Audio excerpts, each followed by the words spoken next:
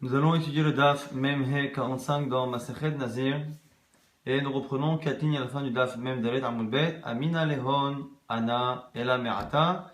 On rappelle le sujet, c'était Abaye qui a rapporté une étude qui était faite par les amis de Rav Natan Bar Oshaya et qui disait que puisque dans la Torah, par rapport aux Zav, à celui qui a contracté une impureté à cause d'un écoulement, on dit qu'il attendra le 7e jour de sa purification. Il ira au Mikvé, et le 8e jour seulement, au Balivne Hashem, il ira devant Akadosh Baruch Hu, El Petah Ohel Moed, à la porte du Ohel Moed, et même si on a l'impression que c'est l'Ohel Moed, ici la Gemara s'accorde à dire qu'on parle du Machane Levi'a, non pas du Machane Shrina, pas du camp de la Shrina, donc l'intérieur du Bet HaMikdash ou du Mishkan, mais plutôt la partie intermédiaire qu'on appelle Machane Levi'a, le camp des Lévi'im, qui équivaut à la Hazara et à la cour, à l'endroit des femmes, dans le Beit HaMikdash à Jérusalem, et on voit qu'il ne peut aller devant Hachem qu'à ce moment-là. De là, veulent apprendre les Chachamim, amis de Rav Natan Bar Oshaya, que finalement un Zav, non seulement avant son 7e jour, mais même après son 7e jour, tant qu'il n'a pas, après son mikvé, attendu la nuit et le coucher du soleil, eh bien il a le même statut qu'un Zav. Donc, Alma a dit que Tvuliom Shel Zav, Kezav Dameli comme un Zav. Et là-dessus, justement, Abaye n'est pas d'accord. Il dit Amina Leonana. Et moi, je lui ai répondu à ces Chachamim. Et là, Merata, si on suit votre raisonnement, Gabé Nazir Tamé, au sujet du Nazir impur, c'est marqué. Vigilach, Rosho, Biyom Taorato, il se rasera la tête le jour de sa pureté. Bayom Hashiva, Yigalhinu, le 7e jour, il se rasera. Ou Bayom Hashimini, le 8e jour. Yavish Tetorim, il apportera deux oiseaux, Ushne Benayuna, donc Sotor, soit Benayuna. Et la Kohen, vers le Kohen, El Petah Moed Moed, vers la porte du Ohel Moed. Et Matayuba, si on suit cette même logique-là, Bismash Taval V'Asayar Shemesh, qu'au moment où il a justement fait son mikvé et qu'il a attendu justement la nuit. Et là-dessus, l'Agma dit quoi? C'est possible de dire que un nazir qui est impur ne pourrait pas rentrer au Machane Levi'a, c'est impossible. Pourquoi? Mirde Share Nikanor Echa Kaimin. Cette porte de Nikanor, qui est finalement la limite de ce Machane Levi'a, c'est où? C'est Share Levi'a, c'est justement dans le camp des Lévi'im. Ve'atania, et c'est marqué justement dans une braïta. Tmemet Mutal Ikanes Machane Levi'a, quelqu'un qui a contracté une impureté au contact d'un défunt, il peut rentrer dans ce Machane Levi'a. Et l'autre Memet Bilvad, et non seulement celui qui a touché un mort, ou qui a reçu l'impureté d'un mort, et la filoumet atzmo, mais le mort lui-même, qui est via Botatuma, qui est lui-même la source même de l'impureté, et donc qui est l'impureté au sens le plus fort du terme, chez Lema, c'est marqué avec Ahmoshet Atzmot Yosef, un mot que lorsque on a quitté l'Égypte, eh bien Moshe a pris Atzmot Yosef, les ossements de Yosef, et un mot pour en dire avec lui, pour dire qu'il les a pris avec lui, il les a gardés même dans le camp où il vivait, Ma'imo, Bimhisato avec lui, là où il habite, donc dans son camp, qui est le camp des Lévi'im. De là on voit qu'un défunt peut rentrer dans le camp des Lévi'im, donc a fortiori quelqu'un qui a contracté l'impureté, donc on ne peut pas appliquer ce même raisonnement au nazir. Donc le nazir, on voit bien que c'est pas l'impureté du mort qui l'empêche. Et là, donc quelle est la logique d'Abaye? Tvuliom shel zav, lav kezav damé. Non, c'est pas vrai. Tu ne peux pas dire que tant que la personne, eh ben, n'a pas passé la nuit après cette villa, son mikvé, eh bien, c'est comme si c'était rien passé et qu'il a l'impureté. C'est pas vrai. C'est pas vrai. C'est pas comme cela. Va falloir. Pourquoi finalement le zav ne peut pas? Parce qu'il n'a pas encore justement expié sa faute. C'est le fait de ne pas avoir expié sa faute qui l'empêche de rentrer au Beit HaMikdash. Donc c'est un zav qui a vu 3 fois, donc il y a une zavout qui est très très forte et qui donc, finalement n'a pas encore expié sa faute. Comme il n'a pas expié sa faute, c'est le manque d'expiation de sa faute qui l'empêche de rentrer au Beit HaMikdash, au Machane Levi'a, et non pas le fait qu'il n'ait pas attendu la nuit après sa Tevila. Mais par rapport à ça, il y a un problème, c'est que le verset que l'on explique depuis tout à l'heure, où on dit que justement on apprend que le Zav ne peut pas rentrer dans le Machane Levi'a, donc qui est la partie, on a dit intermédiaire, il y a le Machane Shrina à l'intérieur, Machane Levi'a intermédiaire, et Machane Israël, le camp Israël à l'extérieur. On voit que le Pasuk là-bas nous parle de Machane Levi'a, et pourtant c'est marqué Petah Ohel Moed à la porte de la tente d'assignation qui à la base a l'air de parler finalement du camp de la Shrina, du camp intérieur. Donc pourquoi la Torah utilise ce terme pour parler finalement de la partie qui est Mahane Levia. Et si on parlait de Mahane Levia, Amaika Karele Ohel Moed. Pourquoi la Torah appelle ça la tente d'assignation? Les Mimra, c'est pour t'apprendre. Mata Mechusa Kapara Lo'ayed, de la même manière que celui qui doit encore expier sa faute ne peut pas rentrer au Ohel Moed, à la tente d'assignation qui est le Mahane Shrina qui est à l'intérieur. Après le Mahane Levia Nami, Mechusa Kapara Lo'ayed, c'est pour t'apprendre que pareil ici, le Mahane Levia ne pourra pas rentrer au même titre que le Mahane la Shrina qui est le Ohel Moed.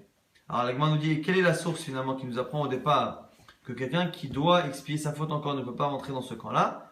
Hatam min alandou c'est ton Tanya c'est une braïta. Tameiye, c'est marqué, c'est répété à plusieurs reprises au sujet de quelqu'un qui est impur et qui ne doit pas rentrer au Beth Amikdash. Tameiye, il sera impur. Et comme ça n'est pas nécessaire de le rappeler, pourquoi on dit il sera impur?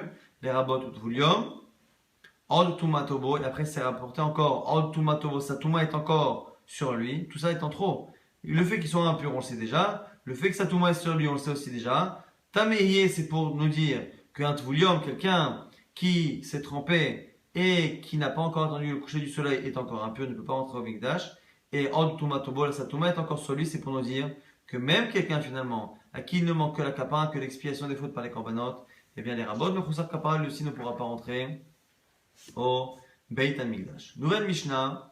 Tiglachat Atahara Ketza. La Mishnah maintenant va nous expliquer le processus des korbanot, des sacrifices et du rasage de la tête du nazir lorsque le nazir a terminé sa naziroute comme il faut sans s'impurifier. Tiglachat Atahara, la tiglachat d'un nazir pur, Ketzad, comment fonctionne-t-elle?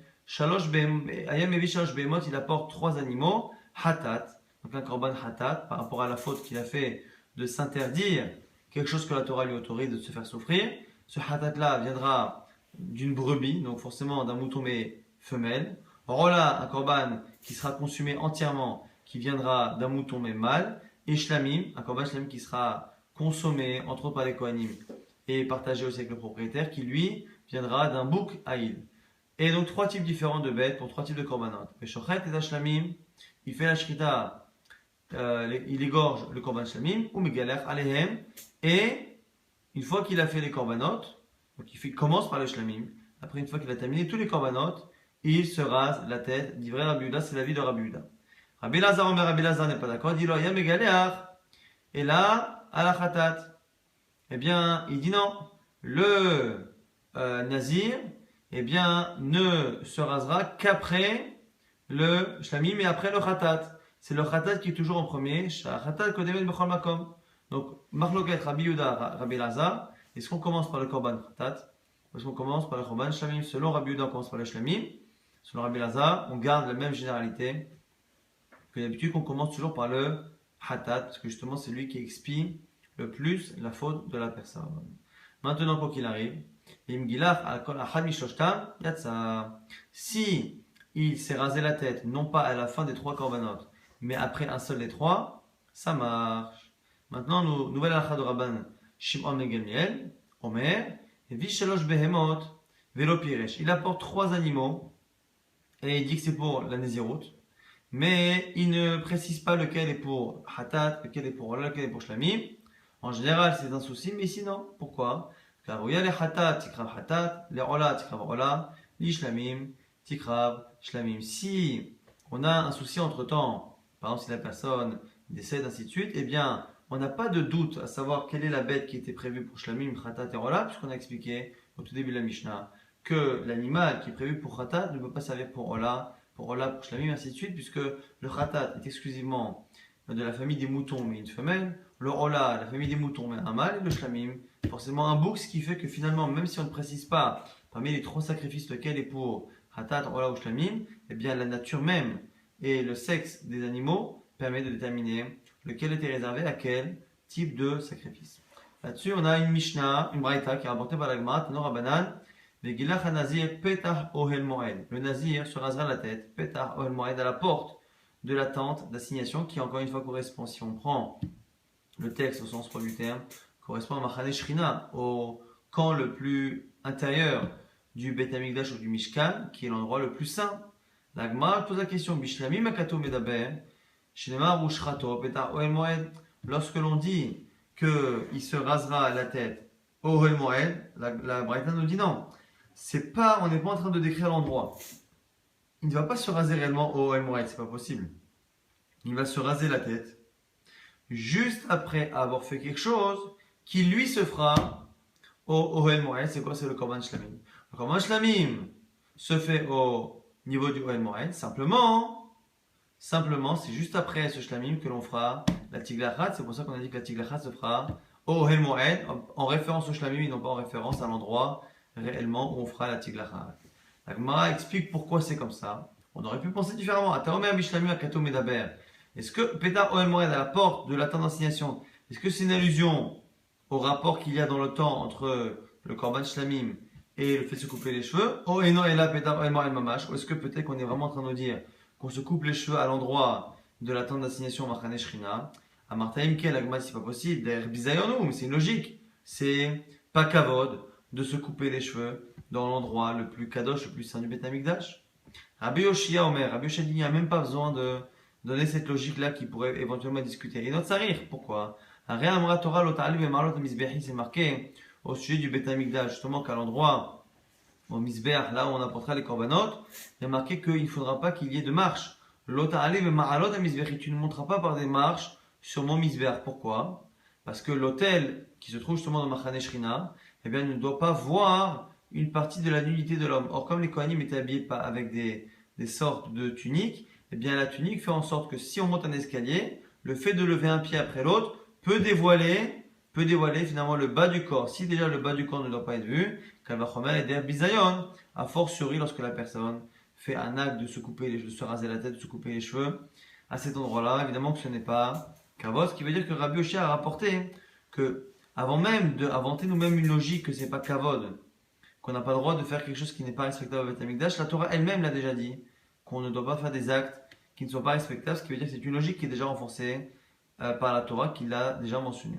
Autre version de Sarachel Midrash de Parashat Naso, et Gilachat Nazir, par rapport au fait que la Torah nous a dit justement que le Nazir se rasera la tête au El Moed, Rabbi Yoshia Omer Rabbi Yoshia nous dit, c'est une autre version, Bishlamim Akatou Medaber, O Eno Ela Vechule. Est-ce qu'on parle réellement de le faire à cet endroit-là ou est-ce que c'est une allusion juste au Shlamim? Alors pourquoi la Torah a dit par ailleurs qu'on ne doit pas monter les marches justement au Mizbeach?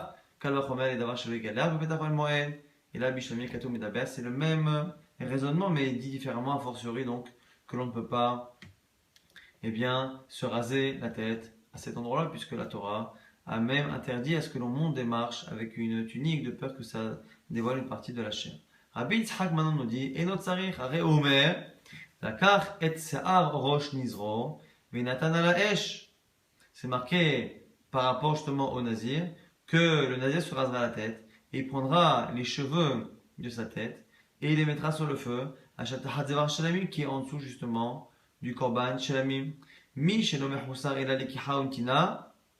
Pourquoi on nous a dit justement qu'il se rasera la tête et qu'il les mettra sous la marmite, dans le feu, justement ce qui est sous la marmite du Shlamim? Pourquoi on les a mis, on a parlé des deux juste après l'autre pour nous dire qu'il ne faut pas qu'il y ait d'action qui interrompt le fait de couper ses cheveux, de les avoir en main et de les mettre sous le feu. Yatsazé, Shomer Husar Lekiha Vava'a, Unetina. Pourquoi? Parce que si on demande à ce que le Nazir coupe ses cheveux à l'endroit du Ohel Moed, eh bien puisque l'endroit où on cuit le Korban Shlamim ne se trouve pas justement au Ohel Moed, eh bien il ne pourrait pas se raser la tête au Ohel Moed et tout de suite mettre les cheveux sous la marmite du Korban Shlamim, et donc forcément ça veut dire que il ne se rasera pas la tête à l'endroit du Ohel Moed, mais bien à l'extérieur. C'est une deuxième preuve, troisième preuve plutôt,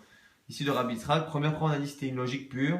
Deuxième preuve, c'est une logique qui est appuyée par le fait que la Torah elle-même a demandé à ce que l'on ne dévoile pas une partie du corps, donc a fortiori se raser la tête. Troisième argument de Rabbi Yitzhak, qui est de dire que l'on apprend de la succession des actions dans la Torah que la personne doit pouvoir tout de suite, sans s'interrompre, prendre ses cheveux qu'elle vient de couper et les mettre sous le feu, et donc on doit se situer à côté de l'endroit où cuit le Korban Shlamim, qui n'est pas à côté du Ohel Moed, donc c'est pas possible que ce soit Ohel Moed au sens propre du terme. Et Kadamre, n'est qu'ils disent que Rabbi Yitzhak, Omer Bishlamim Akatou Medaber, et que Rabbi Yitzhak toujours a dit qu'on parle bien de ici Ohel Moed, c'est une référence au Korban Shlamim et au fait que c'est la Tiglacha, le fait de se couper les cheveux est lié dans le temps et dans l'action à l'action du Korban Shlamim, et que Rabbi Yitzhak aurait dit les choses un peu différemment. Est-ce que finalement la porte du Ohel Moed, ça parle réellement de cet endroit-là ou du lien avec Shlamim? La Torah a dit Velakar et Avrocho. C'est encore une fois le même raisonnement de Rabbi Yitzhak, mais prononcé différemment. À l'endroit où on cuisait, on devait raser la tête. La même chose que ce qu'il vient de dire précédemment. Simplement là-bas, ça voulait dire qu'il ne fallait pas qu'il y ait une interruption par une action. Il fallait que l'action de se couper les cheveux enchaîne sur l'action de mettre sous le feu sans qu'il y ait de déplacement. Et là, ici, dans d'autres termes, on dit Rabbi Yitzhak que c'est au même endroit où on cuisait que l'on devait se raser la tête, ce qui revient strictement au même que finalement, on apprend de là que la coupe des choses devait se faire à côté de la marmite du shlamim et donc pas forcément pas à l'endroit du Ohel Moed. Et donc lorsque la Torah dit qu'il se rasera au Ohel Moed, c'est pas à l'endroit, mais c'est une référence au shlamim qui lui et à la shrita qui se fait au Ohel Moed. Abba Hanan nous dit Mishum Rabbi Eliezer non Rabbi Eliezer vegilach hanazir peta Ohel Moed kozman she peta Ohel Moed patuach eno megaleach. Lui il apprend autre chose. Pourquoi on nous parle de peta Ohel Moed? Pour nous dire que même si ça ne se passe pas à l'endroit, il ne pourra pas raser sa tête tant que la porte du Ohel Moed n'est pas ouverte. C'est quoi Pétar Ohel Moed? C'est pas à la porte, c'est à l'ouverture. Pétar Minachon Patouar, à l'ouverture du Ohel Moed, eh bien, il devra se raser la tête. Si la porte du Ohel Moed est fermée, il ne pourra pas raser sa tête. Rabbi Shimon Shizuri Omer, Rabbi Shimon Shizuri nous dit, Vegilach Hanazir Pétar Ohel Moed, lui il pense, c'est le seul à penser que réellement il le fera à la porte du Ohel Moed. Mais pourquoi on nous dit que le Nazir à la porte du Ohel Moed, c'est pour nous exclure la femme. Vélo, Nézira, la femme elle-même ne pourra pas se raser la tête lorsque la femme aura fini sa Néziroute à la porte du Ohel Moed. Pourquoi? Shimaïd Garouba Pihakeuna, de peur que cela perturbe les Kohanim jeunes Pihakeuna. Et à ce moment-là, Gemara nous dit, c'est ton, Amarlo, Lidvarecha, Sota Tochiach. Comment tu peux dire ça alors que la Sota, la femme que l'on accuse d'adultère, eh bien, on devra lui défaire les nœuds de ses cheveux et justement au Mishkan ou au Beth Amikdash. Donc c'est marqué, on voit bien qu'on ne craint pas que les Kohanim soient perturbés par la vue des cheveux qui sont considérés par la Torah comme une idée, dire-t-il vers Emida, que le Kohen devra l'amener, l'Ifne Hashem devant Hashem, et donc on voit qu'on l'apporte au Beth Amikdash.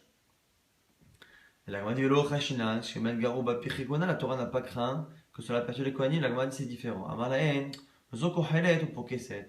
Il y en a une qui se fait belle et l'autre qui ne le fait pas. C'est-à-dire qu'une femme normale, comme cette femme-là, qui est Nézira, eh bien, qui vient se raser la tête pour sa Néziroute, eh bien, rien ne l'empêche d'être maquillée, d'être apprêtée et donc d'être séduisante. Et donc, il ne faut pas qu'on le voie ses cheveux parce que cela peut perturber les hommes qui ont Beth Amikdash. Alors que la Sota, lorsqu'elle vient et qu'elle est accusée, soupçonnée en tout cas d'adultère, eh bien, elle vient dans des conditions qui font que elle n'est pas très séduisante. Et donc, du coup, c'est pour ça que la Torah n'a pas craint que la vue de ses cheveux puisse perturber les jeunes Kohanim. Nouvelle Mishnah.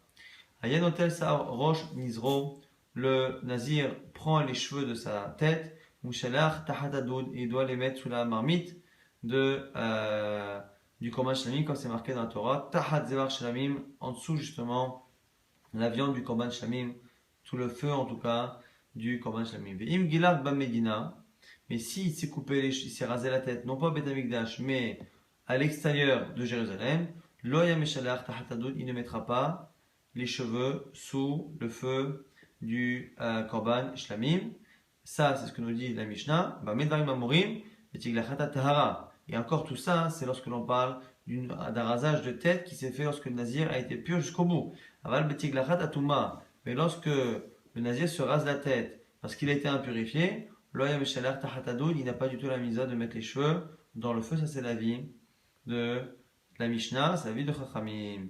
Rabbi Meir, Omer Rabbi n'est pas d'accord, il nous dit que ce soit le nazir pur ou impur, tout nazir qui se rase la tête pour son impureté ou pour la fin de sa naziroute doit mettre ses cheveux sous le doud, chos minatame chez Bamdina Bilvat, sauf effectivement si c'est une naziroute de Toum'a en dehors de Jérusalem, qui en plus a rasé sa tête en dehors de Jérusalem. Donc si on récapitule finalement les deux avis qu'il y a dans la Mishnah, selon Chachamim, selon Tanakama, eh bien, ne mettra en dessous du korban, donc sur le feu du korban, ne mettra ses cheveux que le nazir qui a terminé sa naziroute comme il faut et qui en plus s'est rasé la tête au Beth Amikdash.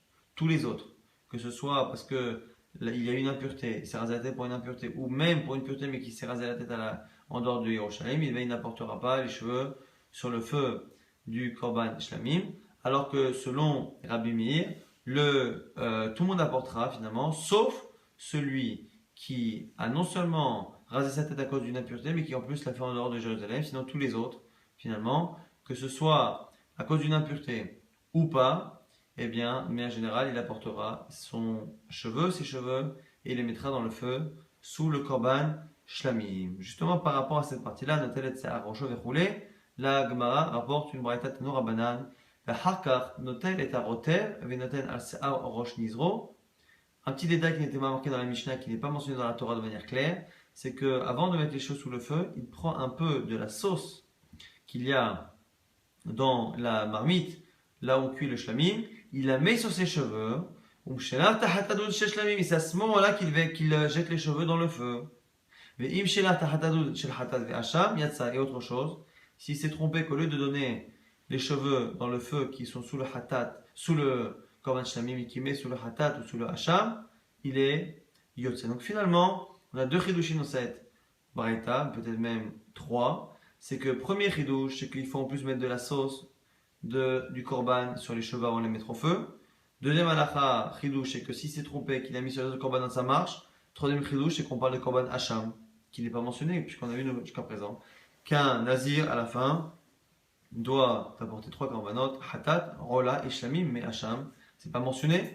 Hacham et nazir, meika. On dit maintenant, mais le hacham dans nazir, il n'y a pas. Amarava, si, on parle du nazir qui s'est impurifié. Achikama, im nazir tamé, si c'est un nazir qui s'est impurifié, lui il apporte hacham. Mais shaler tahadado shel hacham, yatsa, et qui s'est trompé, qu'au lieu de mettre sous le shlamim, il a mis sous le hacham, ça marche. De là on apprend que cette braïta qu'on a citée va comme Rabbi Meir, qui pense, Rabbi Meir, qu'on met les cheveux dans le feu, que l'on rase sa tête à la fin d'une naziroute bonne, ou qu'on le rase sa tête à cause d'une impureté que le nazir a contractée. Quoi qu'il arrive, on doit apporter les cheveux et les mettre sous le feu. Et donc, ici on apprendrait que s'il s'est trompé et qu'il a mis sous la cham, cela fonctionne. Donc cette braïta fonctionne selon Rabbi Meir. Maintenant la Gemara cherche une référence à un des chidushim de cette braïta. C'est qu'autant la Torah nous a dit que les cheveux du nazir devront aller sous le feu du korban shlamim, mais qui nous dit que l'on doit mettre de la sauce de ce korban? Menanemile de la pranton Amarava, Rava nous dit Amarkra, c'est marqué donc Velakar, c'est Aroshu, il prendra les cheveux de sa tête. Benatan à la esh, et il mettra sur le feu Asher Tahat, qui est en dessous, Zevach Shelamim, le Zevach, le korban Shelamim. Mizifro, Yetartav. Pourquoi on dit Tahat Zevach Shelamim? C'est pour nous dire que, on sait très bien que le feu, il est sous shlamim ou sous le zevach, pas la peine de dire les deux, sous le korban ou sous le shlamim. Sous le korban shlamim, pour nous dire qu'il faudra qu'il y a en plus dans le feu, qu'il y ait un peu du zevach shlamim, un peu de la viande, du shlamim. Mizifro yetartav, il faut aussi qu'il y ait un peu de la viande. Alors quoi? Et nous on sait très bien qu'en plus on ne peut pas mettre un korban sur le feu directement au Beth Amikdash, et donc quoi? C'est forcément de la sauce. Mais im shilar tahatadut shel hatat yatsa maïta ama. Donc maintenant la Gemara apprend autre chose. D'où apprend-on? Alors que la Torah n'a ordonné de mettre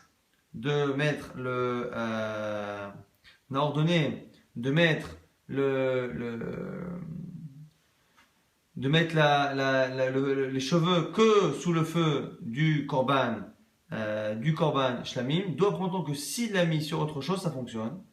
Et imshilach tahatadut shel hatat yatsa maïta ama. D'où apprend-on? Amakra, c'est un pasouk. C'est marqué Zevach, le mot Zevach est en trop. Pourquoi on n'a pas dit qu'il mettra sous le feu, qui est sous le shlamim?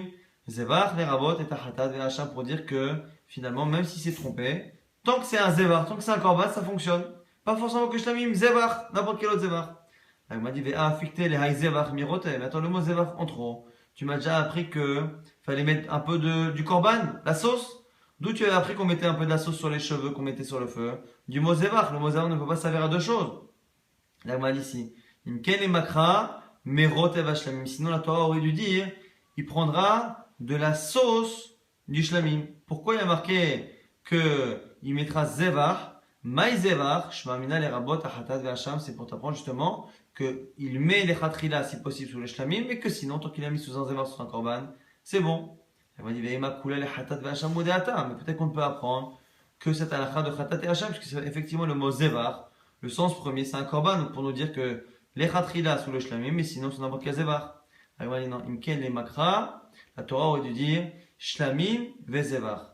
On a dit quoi? Venatan ala eshimi sous le feu, à chaque tahat qui est sous le shlamim et le zevach. Sous le shlamim, pour t'apprendre que les chatrila tu mets sous le shlamim, et le zevach et le korban, pour te dire que si il s'est trompé qu'il a mis sous un des autres korbanot, ça marche. Maï zevach hashalamim. Pourquoi zevach hashalamim? Shfarminat tarte. Le mot zevach étant trop, et bien m'apprendre le fait qu'on met un peu du zevach, un peu de la viande, donc la sauce, et le fait qu'on les ait mis à côté. On n'a pas dit shlamim ve zevach, et zevach hashalamim. Donc le mot qui est en trop, zevach, vient m'apprendre que s'il a mis sur un autre korban, ça marche. Et le fait de les lier ensemble, c'est pour nous dire qu'on met un peu du zevach, un peu de la viande, donc un peu de la sauce qu'on a mis sur les cheveux. Là, Gemara va terminer sur une braïta qui rapporte un peu tous les avis sur la question. Tanor Rabbanan, Kol hayom meshalchim tachat hadud. Tout le monde, tous les nazirs qui rasent leur tête, mettent leurs cheveux sous la marmite. Chutz mi tameh shegilar bamedina, sauf le tameh qui s'est rasé la tête, justement à l'extérieur de Jérusalem. Ibn Shesaro Nigba, que lui, ses cheveux doivent être enterrés. Ça, c'est l'avis de Rabbi Meir, comme on l'a vu dans la Mishnah. À part celui qui se rase la tête à cause d'une impureté et qui en plus s'est rasé la tête en dehors de Jérusalem, tous les autres apportent leurs cheveux sous le Korban Shlamim. Rabbi Uda et Rabbi Uda nous dit Théorim, kan vekan, ayum shalchim, tmeim, kan vekan. Selon Rabbi Uda, le fait de raser sa tête à Jérusalem, au Beth Amikdash, sur l'extérieur de Jérusalem, ne change strictement rien. Tant que le rasage de tête se fait à cause d'une nésiroute qui est restée pure, et bien quoi qu'il arrive, quel que soit l'endroit où il se rase, il mettra sous le feu. Par contre, si la nésiroute a été impurifiée, c'est pour ça qu'il se rase la tête, quoi qu'il arrive, il ne mettra pas les cheveux dans le feu. Donc c'est un avis de Rabbi Uda qui n'est pas mentionné chez nous dans la Mishnah. Et nous dit ici maintenant, Chachamim nous disent qu'il y avait la Mishnah, Chachamim omrim, Akol ayum meshalchim, tachat hadud, chutz min tahor sheba migdash, mipne shenasek et mizato. Il n'y a que celui qui fait les chatrila comme la Torah demande, qui pourra mettre sous le feu exactement ce qu'on a vu, c'est un akama dans la Mishnah, c'est-à-dire à la fois une nésiroute pure et à la fois des cheveux qui ont été coupés justement dans le migdash et non pas à l'extérieur.